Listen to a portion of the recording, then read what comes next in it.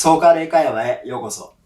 今日はカナダ人のカイラ。で、カイラは女優をやってるんで、今日はアクセントとかについて話そうと思います。では、カイラに自己紹介をしてもらいます。Hi everyone. Like Chikara said, my name is Kyla. I'm from Canada and I'm an actor.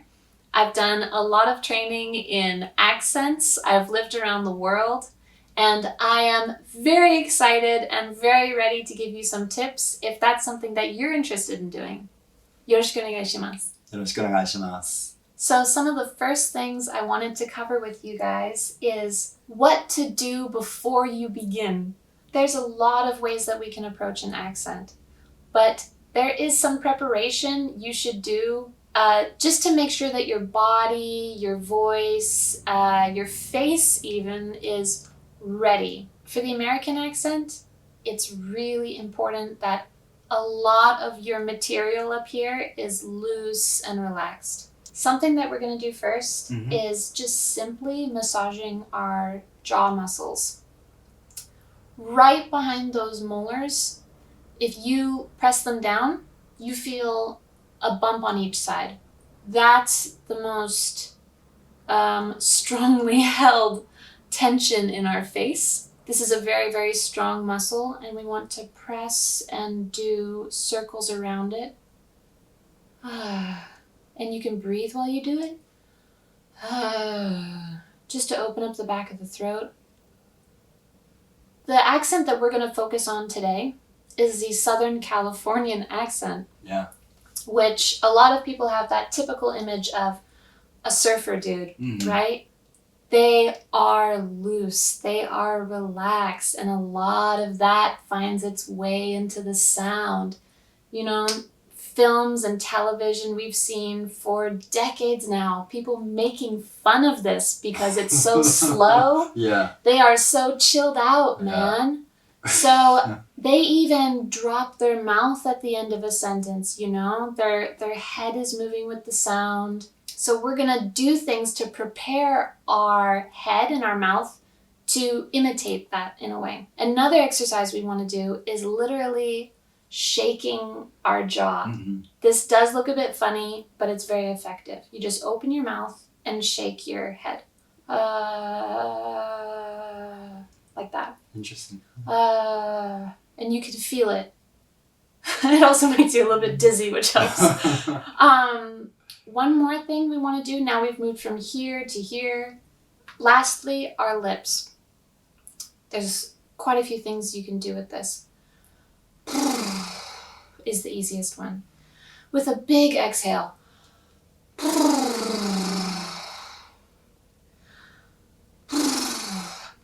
And I think we're ready to try a few things now. So let's talk a little bit about the climate of Southern California.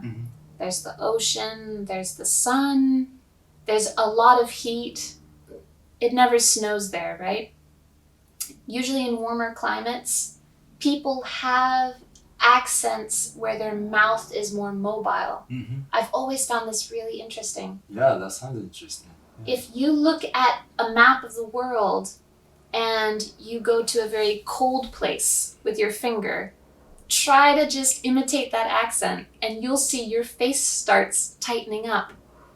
In Russia, parts of Germany, Slovakia, you'll find they sort of keep their jaw shut. Wow. Because this actually comes from a physiological behavior where they're trying to maintain energy. If you're in a cold place, you tighten up, right? Yeah. And that doesn't just happen to our hands and our torsos and everything. It happens to our heads as well. And this accent is sort of like stuck in this cold face. Yeah. But it's not as though a Russian person changes their accent when they take a trip to Monaco. This is a learned thing. A lot of things that we do are programmed into our bodies. Think about African accents. There's a lot of movement of the body and the face and lots of air. Actually, speaking is a way of them getting rid of energy. Now let's go back to Southern California. it's very warm. I was It's- there. Yeah. Yeah. It loosens you up. Mm-hmm. The heat from the sun, the like the safety of that place. Mhm. There's no natural predators. Yeah. You know, it's an easy life there. Yeah, like the ocean and very chill and relaxed vibe and Yeah, it affects your body. yeah. And these things aren't facts that we are aware of. Mm-hmm. These are, like I said, programmed and learned things. Let's talk a bit about your accent Okay. for a moment. Sure. Just as a comparison to the American accent, Mm-hmm. the Japanese accent Mm-hmm. has a lot of association with the Japanese culture. Yeah. Oh. There is a great deal of presence that is, you're doing it now. Your back is very straight. Yeah. There's a lot of formal speech Mhm. in Japanese conversation. And that energy is in the words and in the mouth.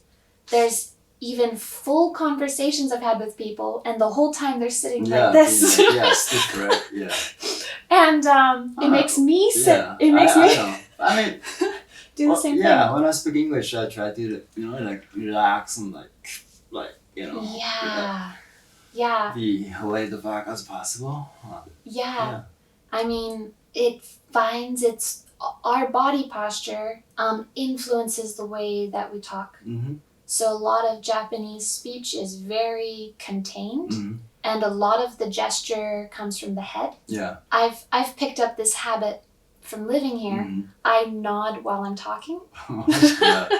You know what I mean? Yeah. Totally. So those are some of the differences that you need to be aware of. If you're a Japanese speaker or not, take note of what do you do when you talk? Are you very open with your hands? Does your head move? Is your jaw tight? Where's your tongue in your mouth when you're speaking your language? All of these things are very fascinating to me. I hope that it brings some awareness to you and to you about what are you starting with. So we're going to build an American accent, and we need to know what material we're building with. And sometimes you have to take something apart before you build it again. Right. We can't just add on top of it. Mm-hmm. So we need to figure out what is the Japanese accent. Okay. One of the things that Chikara and I were discussing off camera was some of the things that he finds difficult about the American accent. And it's because of a few things that he personally has an issue with, along with a lot of other Japanese people. And that includes a tight upper lip, a tight jaw, and needing to, like we've said a couple times now, relax a bit more. If you want to share, Sure. what are some things that you find difficult about the American accent when you try it? I in the beginning I found that to find the placement was really difficult because when I speak Japanese, my placement tend to be over here. But American English, I think placement is over here, right? So I'm trying to move the placement over here. My lips are so tight, as you said, and my jaws are so tight, and we don't really use my mouth much, right? So Yeah. I had to do lots of lip rolls and stuff, but so when I'm walking, always moving my mouth, that. And So stretching yeah. is not just something that we do for our arms and our legs. There are plenty of ways we can stretch our face. One of them, one of these exercises is very basic. Just open your mouth. Ah. And just stretch your lips. You can feel it back here. Ah. You feel it stretching the back of your throat. And you see, it makes me raise my eyebrows too, my whole face. Ah. Now how do you feel? You feel a bit of a rush around your lips, right? This whole area is now a little bit looser, but it's not, there's so many things to discuss here because it's not just what we do with our lips and our tongue. There's also tone and what do we mean by what we're saying in the American accent. Another difference is speed. And this comes back to, if we can use the Japanese culture again as an example, there is a desire to get information to another person as quickly as possible. Yeah, it's true. Out of politeness, you know? I don't want to inconvenience you. This is your package. This is everything. Do this, do that. Sorry. And people speak very quickly in Japanese, which has made it difficult for me to learn because I can't pull out the details, you know? One thing about the American accent is Americans love the sound of their own voices, which you may notice by the speed at which they like to talk. So they like to keep your attention. They like to tell a story. Yeah. And almost perform in a way.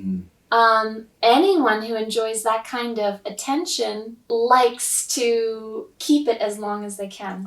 So there's a lot of stretching of the words, a lot of pauses for thought. It's a completely different character that you become. Yeah. Because people aren't wrong. A lot of Americans seem to bother people because they like to take up space in the room. And a lot of that we associate back to what they're doing with their voice. Do you have any thoughts about that? Yeah, I mean, whenever I go on a train and like I hear loud, that's like usually a group of Americans, right? I was like always wondering like why they sound so loud. Something very interesting about that is the way that sound travels catches our ears, of course. A sudden gunshot, or maybe a car hitting a dumpster, or a baby suddenly crying. These sort of changes in pitch catch our ears. In a very subtle way, this is happening with the American accent. Because, as you've probably noticed while I've been talking, my voice is going up and down, and it sounds almost like a song, but a song that has no music behind it. It's almost as if I'm a couple steps away from actually singing. Yeah, that's really good point. And even if you're 20 feet away from me, if everyone else is speaking in the same sort of tone, you can drown that out. You can be in a crowd of Japanese people, for example, or on a train where there's a bunch of quiet chatter, and you can totally block it out because it sounds like... But if there's an American, you're like, what is that? This sound is picking up and dropping and picking up and going, wow, ooh, like something almost being like swung around, and you almost can't help but listen. It is extremely distracting. And the sound playing that sort of wave effect can sometimes trick us into thinking that's volume. But it's like doses of volume. Do you see? It comes and goes. How can you do that? I do that by I breathe a lot in between sentences and words. Okay. And every word after I've taken a breath has a push of air. Okay. And that's how you get this sort of odd rhythm. And why it sounds like I'm very expressive. I've witnessed a lot of people magically say very long sentences, but it seems like it's in one breath. It's just completely different. Yeah, interesting. And I think the speed at which we talk also means we have to breathe more. Because American speech puts a lot of emphasis on the vowels in the words. Yeah. So remember, vowels are A, E, I, O, U, and sometimes Y. This is the way that we learn it. Yeah. Just like in Japanese, ka, ki, ku, ke, ko, for example. A, I, U, E, O. But in Japanese, it's more of a... In music, they call it staccato, which means things have a steady beat. Okay. A steady, sharp beat. Mm-hmm. But there are no real rules when it comes to English. I know. Which is very frustrating for people trying to learn English. Yeah, totally. Because your teacher might say to you sometimes, oh, but only sometimes we do Oh. that. Or, oh, it's spelt this way, we don't really know why. There's no rules. So you can take those vowels and really work them out. Now we're in California. Oh my God. Oh my god. Exactly. Yeah. So this adds so much character, right? And it's all coming from the vowels. Yeah. That's where all of our emotion is and where we like to stretch words. Mm-hmm. That's interesting. We were talking about that before. Mm-hmm. The O vowel. Let's focus on that just for a moment. Can sometimes have an A sound in American English. So let's use that phrase, if everyone's comfortable with it, oh my God, if that's okay. So how would you say, oh my God, in your natural accent? Or I mean, like, should I say it purposely in Japanese accent or should I just say naturally? Just naturally in your own accent. Okay. Oh my god. So in the Japanese accent, we can really hear the O sound. Mm-hmm. You said God. Mm-hmm. But if we turn this into American, Mm-hmm. we have to take that God, Mm-hmm. that like open chest sound, Yeah. and travel it up our heads and move it up in here. You'll all have to try this yourselves. You can move sound from the bottom of your sternum to the top of your head. Mm-hmm. And we can try and exercise right now to do that, and Sure. then we'll go back to the word God. So, God. God. And now we're going to travel up. Okay. God. And so take it up into your temples. So when we say God, can you hear? I sound like I'm like plugging my nose. Let's put an A over that O sound and say God. There you have a very American way of saying that word. Do you mind if we try again? Yeah, sure. Oh my God. Oh my god. So on the D sound, we need to kind of finish the word. God. Oh my god. Great. Yeah. Great. I really like the way that you did that. Okay. Yeah. So, as you guys can tell, there are so many things to discuss when it comes to the accent. We've talked about pitch and tone, where you place something, the melody that we're using to talk, stretching words, bringing emotion into it. Become an American, whatever you think that is. And we're going to figure out a few more tips along the way, maybe a few more exercises. Again, when you are approaching an accent, there's a lot that you need to do to prepare. And in the next few videos, we're going to show you some tips on how to get there. Oh, sounds exciting. Yeah, there's a lot to discuss, so I hope you guys are ready. ここまでご視聴いただきありがとうございました。続きはまた次のビデオでお届けしますので、最後までご視聴いただきありがとうございました。ありがとうございます。